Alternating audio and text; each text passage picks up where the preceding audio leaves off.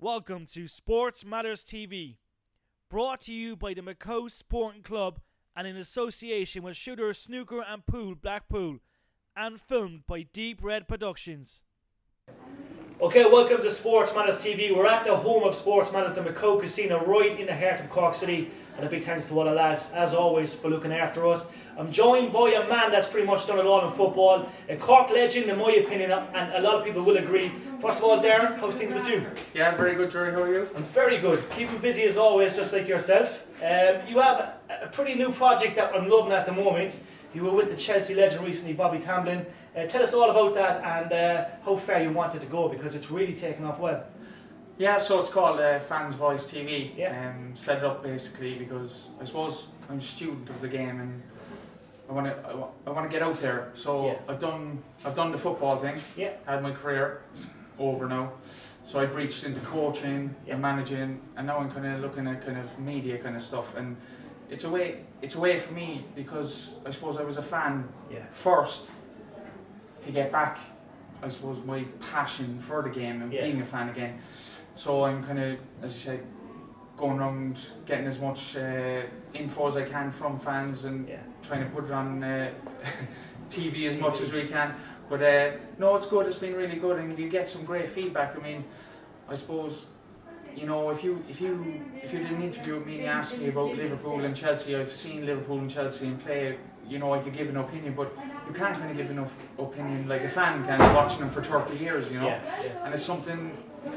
As again, being a student of the game and going into coaching, it's like I'm just looking at that kind of aspect of things. But it's like I seen the interview with Bobby, and I actually had a chance to interview Bobby a while back. The man's a legend, and I could be mad and say this, but a lot of Chelsea fans probably don't know who he is. Do you think I'm right? Because it's the new game has changed, and Chelsea became a different club when Abramovich came in. But he's an unsung hero, like it's crazy. It's unbelievable, because I'd say a lot of people don't know who he is. He got 202 goals for Chelsea. I mean, if that was a player nowadays, he'd be just like, there'd be a statue of him somewhere. There'd be more. This man is living in Crosshaven, and he said we did a great interview with him, and it was unbelievable to get his football journey and put it on video, because look, now everything is online, and once you're online for life. It's changed again with the online stuff. Exactly. So I kind of want to continue that side of things. So we're looking at the fan side of things. So we're also looking towards players who've been in the past, or maybe even coaches and psychologists of the game, nutritionists, try and get all those angles. But I think everyone has a journey, and everyone has a valid opinion, and it's just great to see and great to hear, like, and to get it on video. Because I like these days, I don't like, I will read stuff, but I'd rather watch it. I'd rather have a coffee in the morning, open up the phone, and like, you know the way that the world's gone mad with the whole Facebook videos. There's a million videos in front of you, so it's definitely better to watch rather than read, I find. And I'll actually remember things better if I watch it. If I read something, I might forget about it the next week, but if you watch something, that whole video kind of image and stuff, it just sticks in the head better. So I think it's definitely the way to go. You've played a lot of football, and you're so young, very young still. Tell us how it all started for you first day. Can you remember the first day you kicked the ball? And so my early memories, I suppose, kicking the ball around the house, or with my dad when I was younger, and so Eric Cantona from Man United was kind of my hero at the time. And, you know, it was all Eric Cantona, Man United. I wanted kits and loved football and playing every 2 minutes. And at school, I was probably like not concentrating, just writing down what stuff. But where I grew up, there was no like football team there. It was all GA, and that's fine. It was a great place to grow up. But I had no access to it, so I didn't get into football till I was like 11. So I started playing with Rockmount when I was 11. Started playing there, and then I moved into Blarney Street then inside in town. I actually played with like the likes of Roy O'Donovan and Colin Falvey, and there was. You were actually 2 years above me with Blarney Street, because I actually played with Blarney Street as well. But I'd always remember Roy and a couple of you. It was a good club. Rockmount was a big club, but Blarney Street were huge as well. Blarney Street were huge at that time. There was some great players. There was David Sullivan. Damien Ray was New Farmers later on, but there was loads. There was Danny Dunn, who was a fantastic footballer. And then we went up to New Farm. Then stayed kind of around the north side. Probably had a choice to go to Cobh or New Farm that time, because a lot of lads went to Cobh. but I stuck up around the Did you actually play with New Ferm? I did. I never knew that, because I know yeah. New Ferm had like 2 or 3 years. I even think Billy Clark played at New Ferm, I must say today, or maybe Clark played with Maymount, or Maymount. Clark played with, But a lot of lads went to New Ferm, and there was that pitch right next to the main road in Knocknahinny. Like, I love playing there. I love games there because there was always kind of a crowd around, and it was like a hostile place to go. So it's like, you know, you almost felt like you had to put in a performance so you came, and that was only under 16s. But then moved along to Cobh Ramblers, and I think you had legend status down with Cobh, to be fair.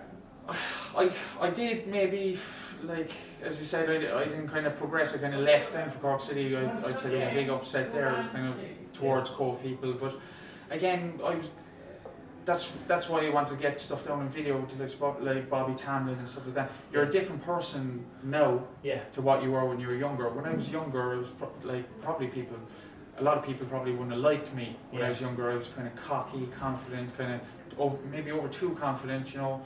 But again, a different person, and that's why I kind of want to get across going through my career. And now I'm a totally different person. You've different ideas and different aspects, and that's kind of what I want to get out there to people as well. It is mad when you say that, because I remember, like, you know, like back in my days, I was all like on the radio doing the whole Kiss FM stuff, you know, Red FM stuff, and I look back now and I always say, oh dear Lord, what was I doing? But it's okay in the sense, I suppose, to have that bit of cockiness, because that's what makes you probably have the flair on the pitch, you know, give it that reputation, because you always had that reputation to me of, you know, the hard tackler. You'd never back out of a challenge. And I always liked that. And when you went to City, I don't think you spent enough time in City, because obviously you went to the UK and then you had some great seasons there. But you know, for you, was it hard to leave Cobh and make the move to Cork City? Was there any bit of banter there? Because, you know, Cobh and Cork, they're very similar clubs, great reputations. Was there any bit of banter there when you went to City, or? Well, not really. I suppose when I kind of returned there, it was like, you know, you get the fans booing you and stuff like that. But like when I left Cobh that time, I suppose, like I was going off to England on trial, and to be fair, I had to be ready to go into a senior team, and I wasn't good enough, and I wasn't fit enough, and I was doing stuff away from the pitch that I was never going to be fit enough. And then I came back. Then I kind of like got concentrated on my career, and I was on the verge of moving to England. Then this was a year or two later when I was fit and I was concentrated, and then I moved to Cork City when I came back, because it just didn't work out for me in England at the time. And so like from Cobh's point of view, I suppose, you know, there is that stepping stone to progress, which is what they provide. Which it's good for young fellas in a way. As a club overall, maybe I think that most of the fans knew every time I put on a Cobh jersey, look, I was willing to put my leg to a wall for any club that I played with, and maybe that was my downfall in the end, because it said, like, I'd play through injuries, or I'd go through tackles like that. Maybe some people might, you know, kind of back out, and but there's two sides to that argument. Then there's like, he's still playing, he's, you know, and then but is there such thing as a safe game in football now? Do you know, like, you have like the likes of Ronaldo and all these lads, right? Now they're gifted. Now players will obviously try and put the bullet in them, like, but do you think there is a safe game? Like, if you look back at your career, would you have played a safer game, or you wouldn't change it for the world? No, I wouldn't have changed it for the world, because it's the way I played. That's what made me a career, and that's what made me a living. Like, if you look at different players have different gifts to give in the game. And mine was just hard tackler, powerful, good pass. So like that's what I had to offer, and I was never the most skillful footballer. Like, you couldn't put me down as a Perlo or something like that. You know, I was just what I was, and it worked, and it gave me a living for a while. And I love playing, and I love training every day, and I love.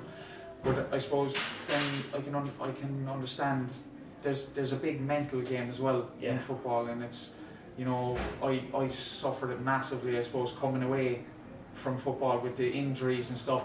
You'd like to go out on a high, and, you know, people saying off, but couldn't do that really. It was kind of like, you know, I was kind of struggling on, trying to get there, and it just was going down and down and down. But these things happen though. For you, like, you played so many you know, big games. We'll have to ask you, like, stadium wise, best stadium you played in? Oh, Old Trafford. Being a United fan as well as a kid, like Old Trafford had to be it. Yeah. Remember we went there for the League 2 playoff final, and we were playing Torquay. I got to go around the stadium tour, obviously. Yeah. So we had the home dressing room as well, and you just go in there and you just feel, you just walk in the door and you just feel that atmosphere and you feel that magic from years.